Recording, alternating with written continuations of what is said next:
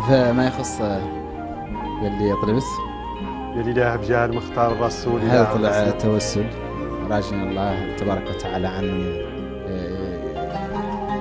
راجين الإجابة إن شاء الله. آمين إن شاء الله.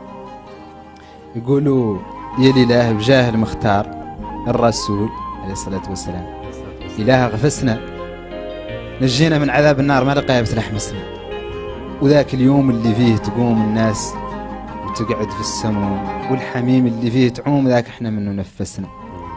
وانت تعرف عن ذاك اليوم مقداره 50,000 سنة والشمس شبر وانت معلوم، لا يا القدير تشمسنا فيه. انت تعرف القيوم عن شمسنا وقدوسنا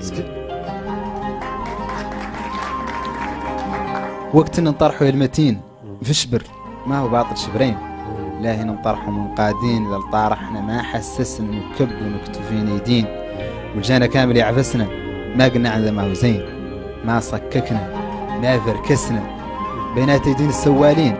سهدي يا حفيظ اللسنة لجواب السوالين امين، واعطينا قوم تأنسنا يا الاله.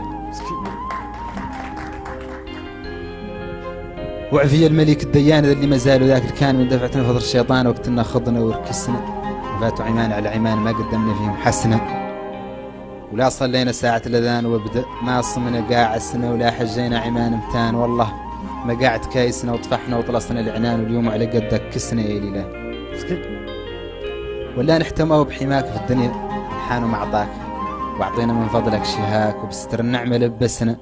انت تعرف عنا حشاك ما تجرنا ما سيسنا، ما قلنا قاعد ذاك في ذاك ما قسنا ذاك ولا قسنا ذاك وخلينا ذاك اياك ذاك نعود ومارسنا السبة ولا ما تحت سماك خاطيك الله يغفصنا يا الاله. ونجينا بيك من المقواس والضيقة والطيش والأحباس، وقتنا ما نبغوا الأحساس عن طرق الخاسر ما يمسنا، وجعلنا فوق الناس رياس ما فينا عيب يدنكسنا، توالى عنا باس الناس حد على خاسر يدرسنا، وزو شوراك ما على باس باش نعود وما قوسنا، لو ضارب حد احنا تقواس لو ضارب حد كيف خاسنا يا لله. الله يلسك.